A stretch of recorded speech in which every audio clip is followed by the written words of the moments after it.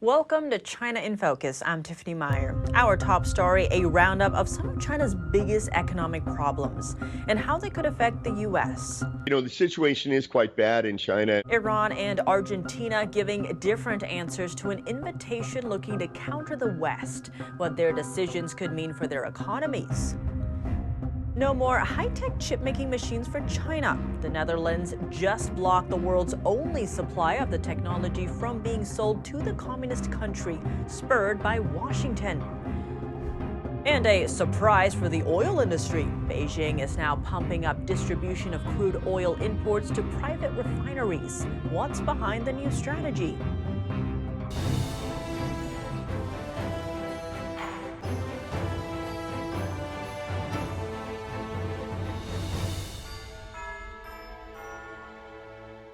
Two days into 2024, the world's second largest economy is off to a rocky start, and even Chinese leader Xi Jinping is acknowledging it.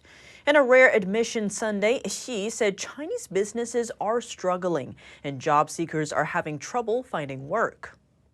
It's the first time Xi has made such a remark during his New Year address in over a decade. China economic analyst Antonio Graceffo weighs in. The situation is quite bad in China, and I believe that if he admits anything, it means the situation is 100 times worse than that, and that he's finally recognizing that. I think it also means that he doesn't think he can fix it quickly. So what are some of the biggest problems facing China's economy? First up, real estate. The sector amounts for around a quarter of China's GDP, but its strength has been weakened by plunging home sales and defaulting Chinese developers, including the country's largest property developer, Country Garden. The crisis has spilled over into the massive shadow banking sector, causing defaults and sparking protests across the country. Local governments are in trouble too. Many of them are loaded up with debt and have been cutting medical benefits for citizens to cope. Youth employment has also become so bad that authorities haven't published data on it since last June. In addition, China's factory activity hit a sixth-month low in December. What's more, almost 90% of the foreign money that went into China in 2023 has already left. That's according to calculations by the Financial Times. China's biggest banks cut deposit rates in a bid to boost the economy, but officials have signaled the stimulus would be limited. Zooming out, how could China's economic problems affect the U.S.? Graceffo said more companies are shifting their manufacturing from China to countries like India. Things are getting much better between the United States and India, and these economic ties will help to improve that as well. So I think the way it's going to affect the United States is that we will start importing and manufacturing from India, from Vietnam, from Indonesia. I think that's good. It's going to help our allies. It's going to build our diplomatic power. It's going to reduce our dependence on China. The International Monetary Fund said China is now a drag on world output. A big drop in China's New Year home sales. The country's average daily home sales fell by more than a quarter during the three-day New Year celebrations, compared to the same period last year. That's according to a survey conducted by one of China's largest independent real estate researchers. Data shows sales fell the most in smaller cities, dropping as much as 50%. Authorities have been rolling out measures to support China's property market. Top officials wrapped up in an important meeting last December, one that sets the tone for economic policy for the coming year. Officials have pledged to put greater focus on economic growth, but they didn't lay out any concrete plans to boost consumer demand. Argentina has refused to join a trade alliance with China, Russia, and other allied countries. This, according to a letter Argentina's new president sent to leaders of the BRICS alliance. China extended an invite to Argentina and other countries on January 1st, asking them to join the alliance. The decision comes as Argentina's economic crisis worsens, with more than 160% inflation. Argentina's president, Javier Milei, condemned communist countries while campaigning for president, noting it was not an opportune time for his country to join BRICS. Despite declining the offer, Milei says he is open to increasing trade and investment with members of the organization. Chinese state media is accusing the U.S. of somehow incentivizing Argentina to reject the BRICS alliance. It also states that Argentina is welcome to join BRICS when it chooses to.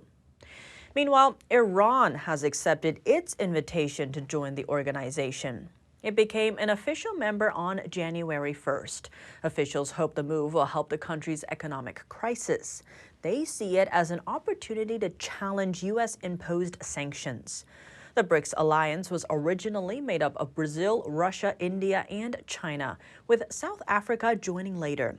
It sees itself as a counter to Western influence. Beijing kicking off 2024 with a bold vow to reunify Taiwan, raising fears of an invasion still further. What's the end game in China's ambitions for the island? And how will President Biden's promise to defend it play out? We sat down with retired Brigadier General Robert Spalding for his take on that and more. General Spalding, thank you so much for joining us. Great to have you back on the show. Thanks. Great to be back. To begin, Taiwan's presidential election is less than 2 weeks away now. Chinese regime leader Xi Jinping said in a speech on Sunday that the reunification is, quote, inevitable. How do you read his comments? Is this the same old or is it a stronger rhetoric? No, it's pretty much the same old. I mean, this has been their plan from the very beginning. And I think it's really for them, it's about timing, what makes sense. I think, their economy being so tightly tied to the rest of the world has been the one thing that's been dissuading them or deterring them from doing anything. I think what's happening now, you're seeing as their economy slows down, maybe they might have more of a motivation to actually act on, what Xi Jinping has already promised. Now, the U.S. is still sticking by its strategic ambiguity. Now, you and I have spoken in the past about strategic clarity when it comes to Taiwan. How would that help deter a potential invasion? Well, it would help. Strategic clarity would help in the same way that it helped deter a Soviet invasion of Western Europe. Basically, John Foster Dulles said at the Council on Foreign Relations in a very famous speech that, we would use all means necessary if they were to come across, through the Fulda Gap and attack Western Europe. And I think something very similar needs to be done about Taiwan. The United States needs to say, basically bring in the retaliatory capability of our nuclear arsenal and say, we would respond if China was to invade Taiwan, if we want to actually deter an attack. Otherwise, I think they're going to be motivated and they believe that they're capable enough to carry it out. Everybody says they're not capable enough yet. I think when you look at the array of weaponry that they've developed over the last several decades, it's clear that they have enough force to do it. It is what is the timing and when is that timing right, according to Xi Jinping. Now, sticking with deterrence, reports are noting that Taiwan is considering joining the International Criminal Court. That's to deter a potential Chinese invasion. How would that work? Well, the Chinese Communist Party doesn't abide by any international agreement or institution it disagrees with. It frequently breaks, trade regulations, proclamations from the World Trade Organization. And it's same thing with the International Court at The Hague. When the Philippines basically won their court case, the Chinese just disregarded it. So I don't think it makes any difference whatsoever to the Chinese Communist Party. Now, zooming out in terms of geopolitics, Argentina, under its new president, Javier Milei, just shot down China's invitation to join the BRICS coalition. This is a group of emerging markets. How big of a deal is this? Well, I think one of the things that the BRICS could hang its hat on for quite a while was the booming economy of China. This idea that China was a part of the BRICS, that China had, fashioned onto a new way to run your economy so that you don't have to have the free market or even a free population, yet you could do quite well. As that economy starts to slow down, I think it's beginning to lose luster. In other words, China's model to these other BRICS nations. So I wouldn't be surprised if you see others, start to step away from BRICS, at least in the way it was fashioned, when China was really doing well as an economy. General Spalding, thank you so much for your time. Thank you. The Netherlands is taking a new step toward an international goal, cutting off China's access to high-tech chips. The country is home to ASML, the world's only supplier of ultraviolet lithography machines. The technology is essential to making the most advanced chips. The Dutch government just revoked the company's export license, meaning it can't send the machines to China. The decision comes as the U.S. urges countries like the Netherlands and Japan to help block Beijing from high-end chips. That's over fears the tech would aid the Chinese regime's aggressive military development or be used for human rights abuses. China on Tuesday urged the Netherlands to continue exporting chip-making tools to the country and criticized the U.S. for pressuring other nations to restrict China's access to advanced technology. At least 2 financial executives in China have committed suicide this month. That's as Beijing is conducting investigations into banks across the country. This year, at least 96 Chinese financial executives have been removed from their positions, while 38 others who work for major state-owned banks have been investigated. They're being blamed for the bank's corrupt practices, leading some to choose suicide in order to protect family or assets. According to authorities, the president of an interprovincial bank died of carbon monoxide poisoning earlier last month. Days later, the president of a local branch of a major Chinese bank died after he fell from a building. As pressure mounts, other mid-level and senior executives are also being hit hard. Chinese media report that bank deputy general manager Du Haitao died of a heart attack 2 weeks ago. He was 49 years old. Beijing continues to purge its financial system amid the ongoing market crisis, largely a result of the COVID-19 lockdowns. A surprise for the petroleum industry. To jumpstart a new year, Beijing has ramped up distributions of imported crude oil to private refiners across the country. NTD's Sam Wang has more. Nearly 180 million tons of raw materials is getting pumped into dozens of companies, marking a 60% jump from 2023. To put that number in perspective, it's nearly a whole year's quota granted in one shot. According to Chinese consultancy JLC, the purpose of the large distribution is to make it easier for firms to plan ahead for the year. Worth noting, the Chinese regime's state-owned refiners don't face restrictions on oil imports, while private processing plants only began seeing quota restrictions on crude imports in 2015. Those distributions came in batches every few months, prompting uncertainties for those seeking to buy more oil based on their needs. Crude oil is a key strategic resource. Its applications range from manufacturing to powering military vehicles such as tanks and fighter jets. China is currently the world's largest consumer of the material, with Russia being its #1 supplier. In recent years, the regime has boosted military activities in the Pacific, as the majority of its imported crude oil passes through shipping lanes there. Sam Wang, NTD News. What are some Chinese Americans wishing for this new year? We went down to Flushing, home to the largest Chinatown in New York City, to find out. One resident told us her children only received an education after coming to the U.S. The Chinese Communist Party didn't allow my children to go to school where we lived because we weren't originally from that area. But here we have respect and human rights. I'm very grateful for that. We will become taxpayers and file our taxes according to the law. I'd like to make contributions to the U.S.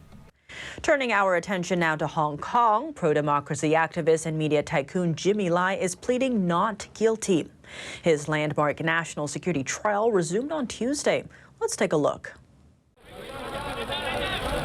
Hong Kong tycoon Jimmy Lai pleaded not guilty on Tuesday in his landmark national security trial. The 76-year-old is charged with 2 counts of conspiracy to collude with foreign forces under a sweeping national security law that Beijing imposed on Hong Kong in 2020.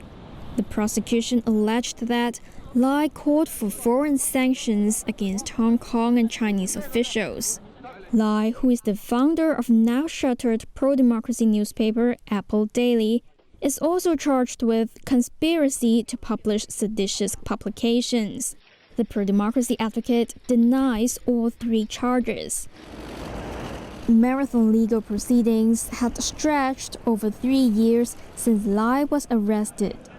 On Tuesday, The prosecution outlined key details of their case for the first time, including meetings with senior figures in the former administration of U.S. President Donald Trump, evidence they said that he colluded with foreign forces.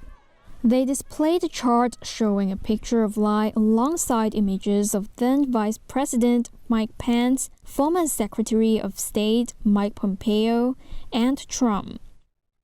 Prosecutor Anthony Chow said Lai had been calling for sanctions against Chinese and Hong Kong officials since 2019. Washington slapped several rounds of sanctions on political figures, including Hong Kong Chief Executive John Lee, after the China-imposed national security law was enacted.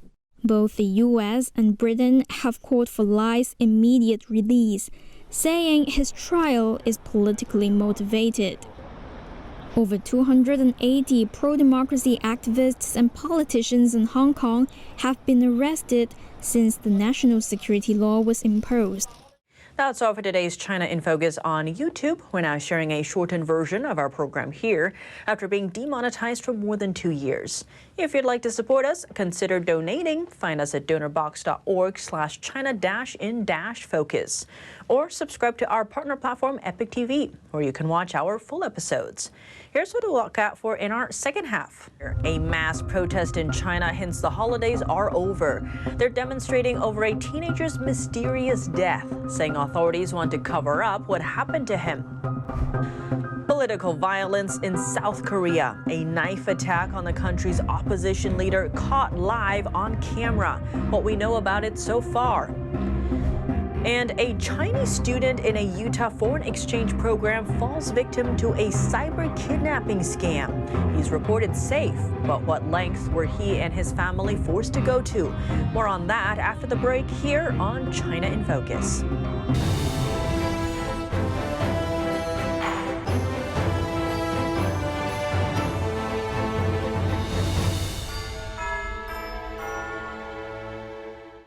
Thanks for watching China in Focus. I'm Tiffany Meyer. See you tomorrow.